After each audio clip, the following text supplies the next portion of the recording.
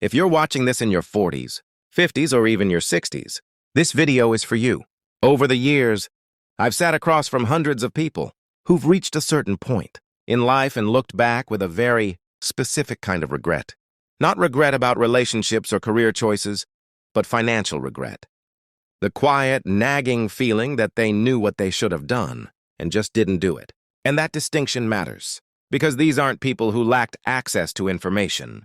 They understood the concepts, they'd heard the advice. But there was a gap, a wide, costly gap between knowing and doing.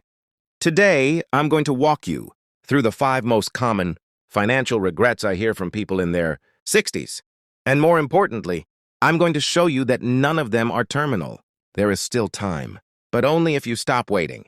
Let's get into it. The first and perhaps most painful regret is this. I wish I had started saving earlier. It sounds simple, almost cliché, but when you sit down and actually run the numbers, the difference is staggering, and it all comes down to one word: compounding. Here's what compounding actually means in practice. Let's say 2 people both want to retire at 65. Person A starts investing $500 a month at age 30. Person B starts investing the same $500 a month, but waits until 45. Assuming an average annual return of 7%, Person A retires with approximately $1.2 million. Person B, roughly $240,000. Same monthly contribution, same rate of return. A difference of nearly $1 million simply because of time.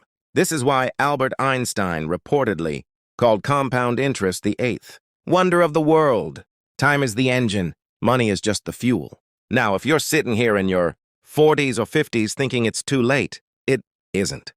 But the math does shift. You can no longer rely on time alone to do the heavy lifting. You need to contribute more, invest more strategically, and eliminate unnecessary financial drag from your life. The window hasn't closed, but it has narrowed. Act accordingly. The second regret is more subtle, and because of that, it's more dangerous. It's called lifestyle creep, and it silently erodes retirement savings for millions of people every decade.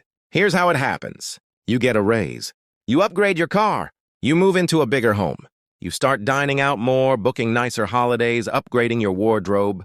None of these decisions feel reckless in the moment, because each one seems proportionate to your new income level.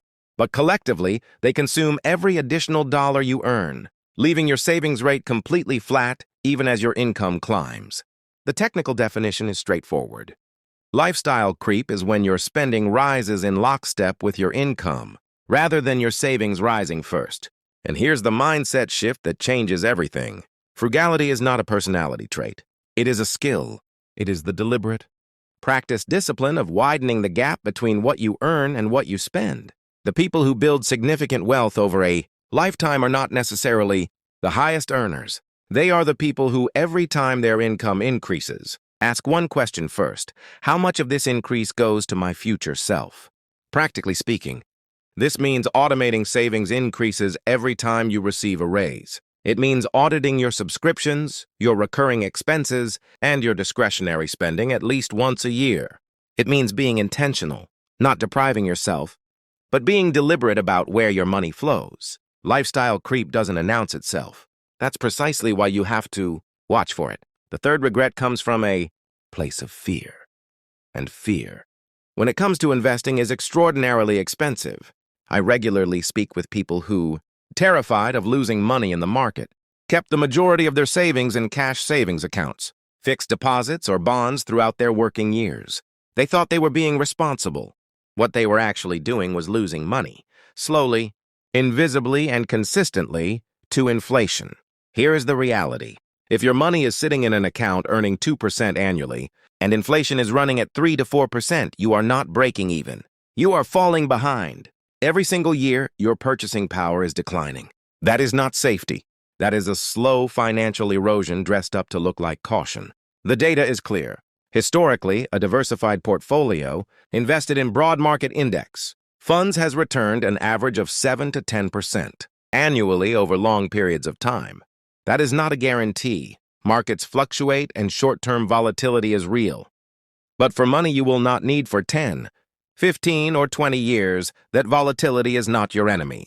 It is the price of admission for long-term growth.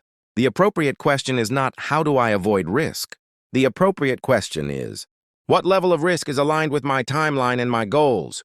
A 35-year-old and a 62-year-old should have fundamentally different portfolios. Not because one is smarter than the other, but because their time horizons are different. If you have been too conservative, the correction is not to panic and swing to the other extreme. It is to sit down, ideally with a fee-only financial advisor, and build an allocation that reflects your actual situation, not your fears, your facts. The fourth regret surprises people when I raise it, because it has nothing to do with numbers.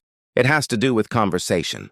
An extraordinary number of couples reach their 60s, having never had a genuine, detailed, honest conversation about money, about their retirement vision, about their fears, about what enough actually looks like for each of them.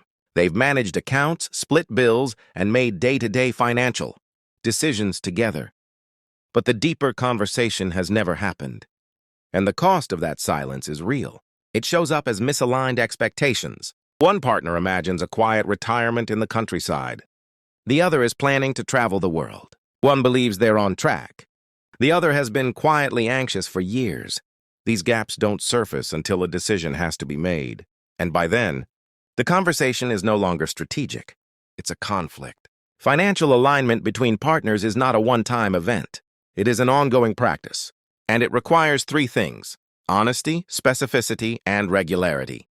Honesty means both partners disclosing the full picture: income, debt, savings, and yes, financial fears. Specificity means moving beyond vague aspirations like "we want to be comfortable" into concrete numbers and timelines. And regularity means scheduling this conversation, not waiting for a crisis to force it. If you and your partner have never had this conversation, I would encourage you to schedule it this week. Not as a confrontation, but as a planning session. Bring your statements, bring your questions, and be willing to listen as much as you speak. The couples who retire with the least stress are almost always the ones who talk the most. Early, often, and honestly. The fifth regret is the one I find most frustrating, because it is entirely avoidable. I call it perpetual deferral, and it functions like a tax, a self-imposed, completely unnecessary tax on your own wealth. Here's what it looks like in practice. Old 401k accounts from previous employers, sitting unconsolidated and unmonitored. An estate plan that was never written, or written 15 years ago and never updated. Life insurance coverage that is either inadequate, overpriced, or both. Beneficiary designations that haven't been reviewed since the account was opened. A will that doesn't exist. Each of these items on its own feels minor, non-urgent, something you'll get to eventually. But eventually has a financial cost. Fragmented accounts mean you have no coherent investment strategy. An outdated estate plan means your assets may not go where you intend. Inadequate insurance means a single health event or accident could devastate your financial position. The "I'll figure it out later" mindset is not neutral. It is actively costing you. The remedy is not complicated. It requires about one focused weekend per year. Consolidate old accounts. Review your insurance policies. Update your will and your beneficiary designations. Schedule a meeting with an estate planning attorney if you don't have one. These are not glamorous tasks, but they are the administrative backbone of a sound financial plan and neglecting them quietly undermines everything else you're doing correctly. Stop paying the deferral tax. Schedule the tasks. Get them done. Here is what I want you to hear before you close this video. None of these regrets are terminal. Not starting late. Not lifestyle creep. Not a portfolio that's been too conservative for years. Not unspoken conversations or administrative tasks that have been sitting on a list for months. Every single one of these can be addressed, starting today. But here is the condition. You have to move from passive intention to active doing. Most people already know, in broad strokes, what they should be doing. The knowledge gap is rarely the problem. The execution gap is, and the only way to close that gap is to stop waiting for the perfect moment, the perfect plan, or the perfect level of readiness, and to take the next concrete step, however imperfect it might be. Set a clear retirement vision with specific numbers. Have the conversation with your partner this week. Review your investment allocation. Consolidate your accounts. Update your estate plan. These are not overwhelming tasks when you address them one at a time. They are overwhelming only when you continue to defer them indefinitely. Your 60s are not the end of your financial story. For many people, they are the chapter where clarity finally arrives and where the most intentional financial decisions of their life get made. The question is whether you'll wait until then to start, or whether you'll begin right now. I'm Rick. Thank you for watching. If this was useful, subscribe for more straightforward financial guidance, and I'll see you in the next video.